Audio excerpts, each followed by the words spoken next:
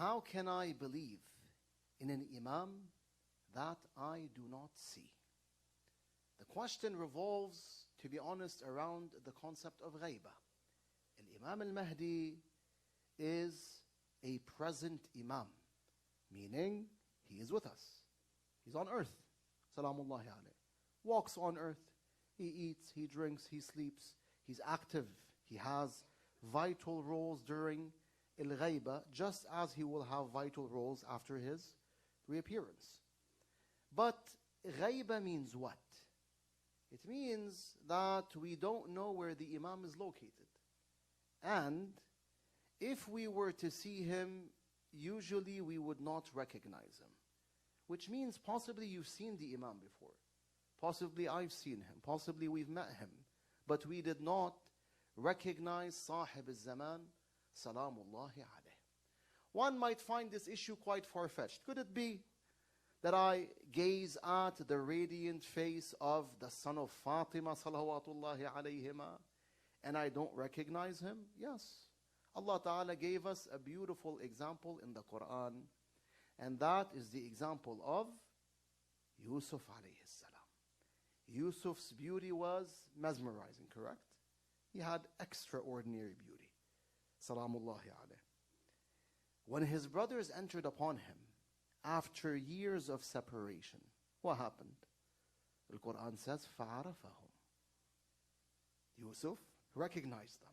وَهُمْ لَهُ مُنْكِرُونَ.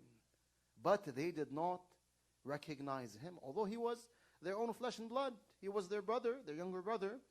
And he had extraordinary beauty. Even then, they did not recognize that individual. They did not know that Yusuf alayhi salam was in front of them. So the Imam, Sahib alZamaan, is with us, but he's in ghaibah. Hence, if we see him, in many cases we will not recognize the Imam, salamullahi alayh. Thus someone will ask, how can I believe in an Imam that I cannot see? The answer to this question goes back to the world of the unseen. See, when I don't see a particular thing or a particular being, it does not mean that thing or that being does not exist.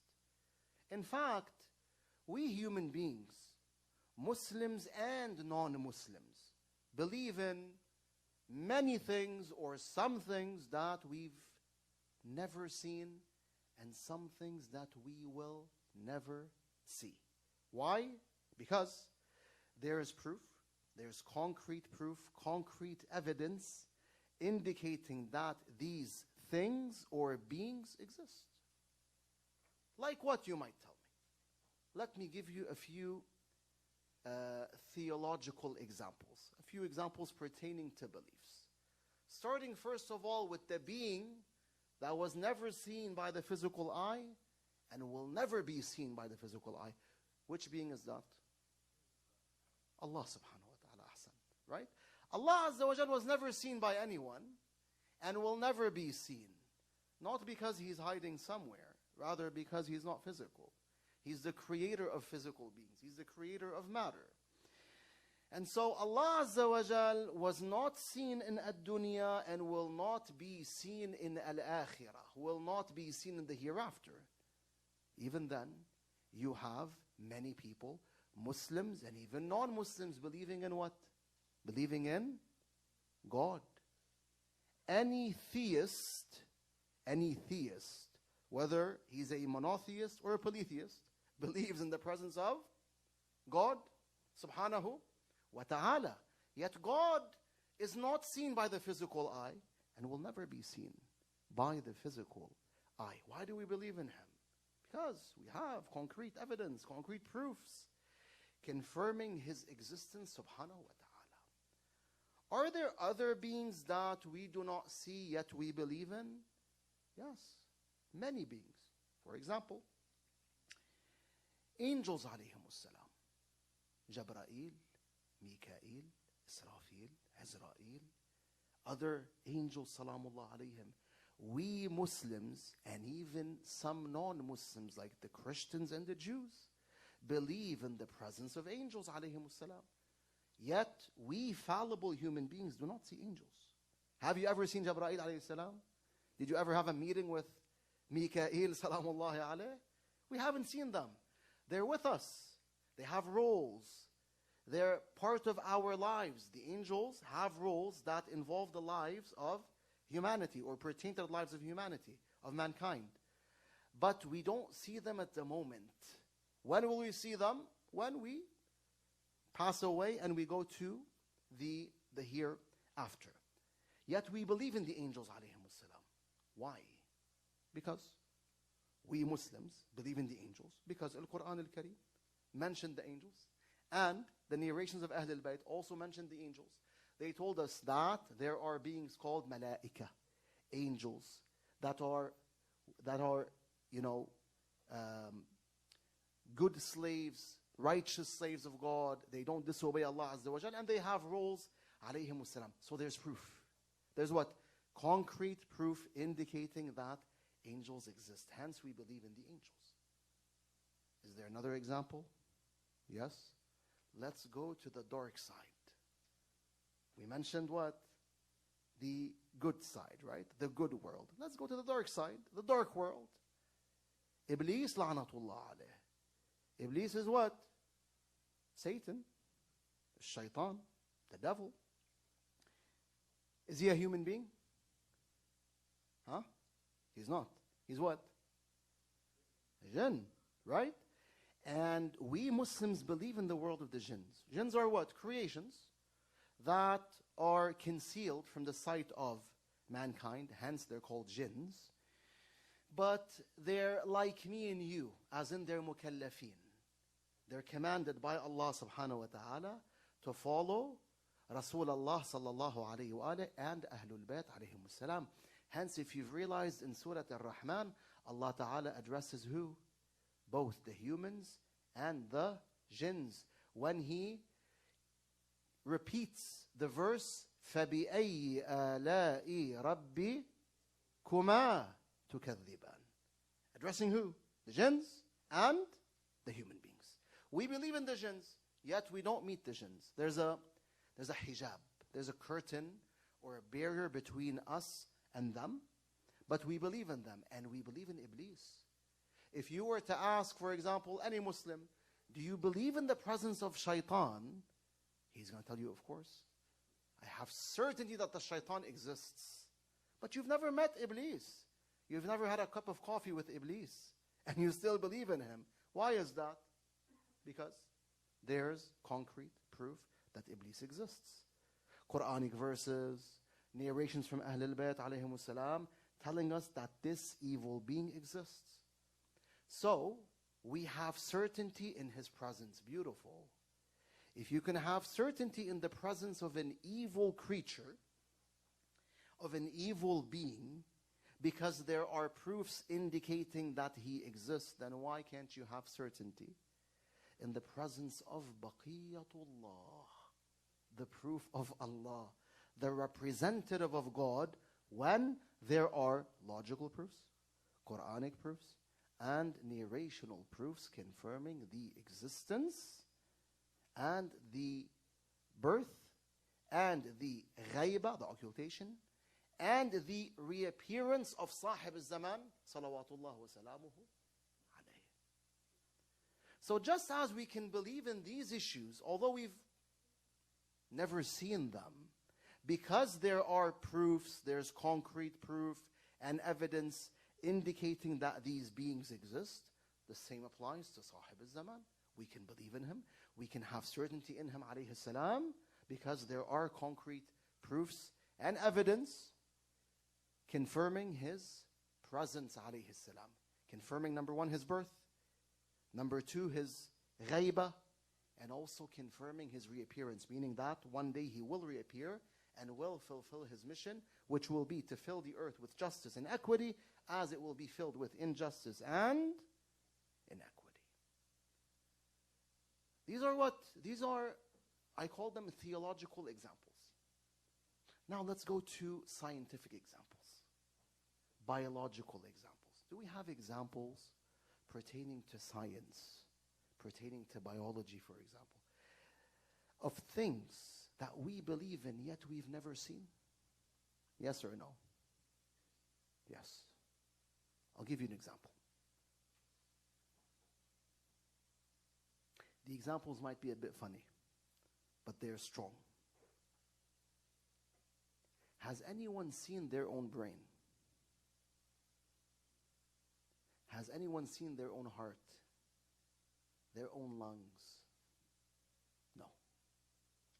You might see someone else's brain, someone else's lungs, someone else's heart. For example, you're a surgeon, so you see these internal body parts. But do you ever get the chance to see your own brain? You don't. Do you see your own heart? You don't. Do you see your own lungs? You don't.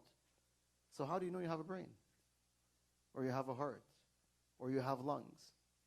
When you ask these questions, someone might laugh and tell you, this is a silly question. I know I have a heart, I have a brain, I have lungs, because there is biological, scientific proof indicating that every human being has these body parts. We say beautiful. So although you've never seen your own brain or heart or lungs, you still believe in their presence because there's proof that these body parts exist within each human being. Well, the same applies to Baqiyatullah Ajjalallahu Ta'ala Farajahu Sharif. So the fact that we don't see the Imam, my brothers and sisters, does not necessitate us doubting in his presence or disbelieving in him. On the contrary, because we have proofs that he is with us, that he is present, salamullahi alayh, we believe in him and we have certainty in his existence. Ajjalallahu ta'ala farajahu sharif. Believing in Sahib alZamaan is in reality a form of believing in the unseen. Thus, Imam al-Sadiq alayhi salam one day said a very important word on this regard. A very important word as he commented on one of the verses of Surah Al-Baqarah. One of the first verses of Surah Al-Baqarah. If you want to hear what he said, Sallu ala Muhammad wa ali Muhammad.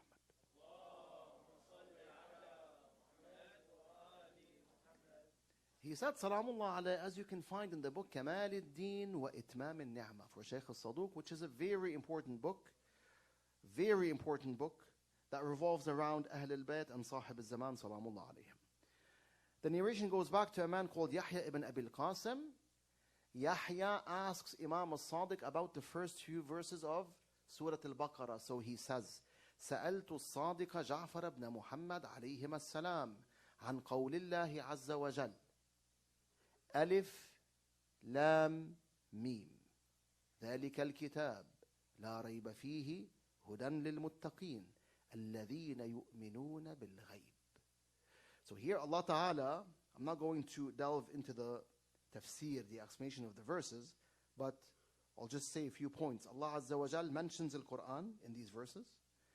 He mentions that there is no doubt in Al-Quran Al-Kareem that it is the book of Allah, for example, and that this book is what is a source of guidance for those who are muttaqeen, those who fear Allah Azza wa Jal.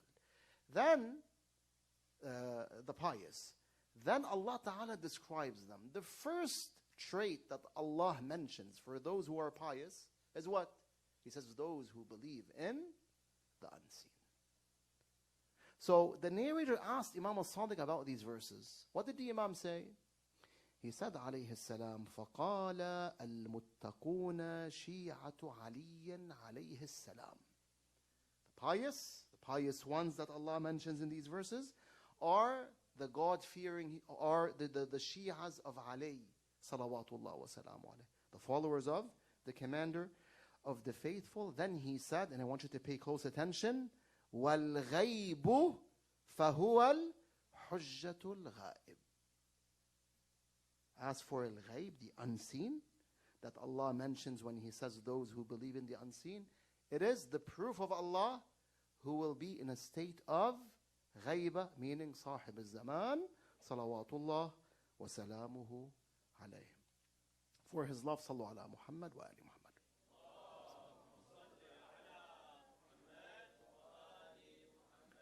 Now, without taking much of your time, I just want to add one last point before we move to the second question. We said we had 3 questions to answer, inshallah subhanahu wa ta'ala. This issue regarding Imam al-Mahdi, believing in his presence, although we don't see him, becomes easier and easier if we remember that Imam al-Mahdi is not the first close servant of God or the first Imam or infallible to go through a state of ghaibah. Previous infallibles also went through states of ghaibah before al-Imam al-Mahdi. Some of them went through what we can call partial ghaibah, and some of them went through a form of absolute ghaibah, at least for an amount of time. An example of this is Yusuf. Tell me, when Yusuf alayhi salam was sent to Egypt, were the people of Palestine able to witness Yusuf? Yes or no? No.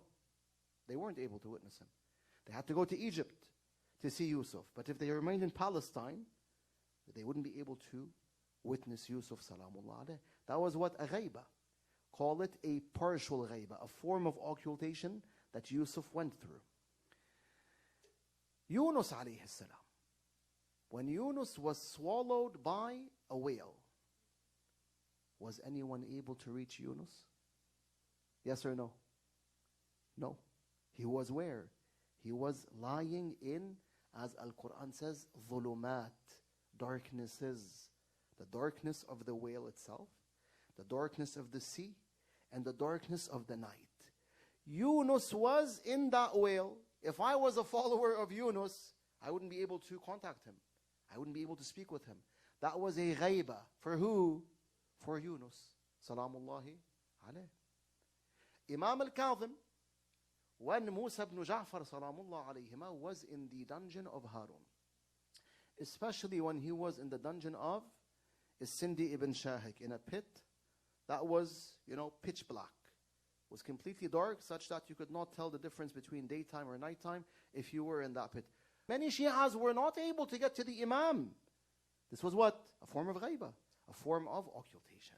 So when you remember that Baqiyatullah is not the first infallible to go through a state of occultation, this makes it easier for you to believe in the Imam, to have certainty in him, although you do not see him. Salamullahi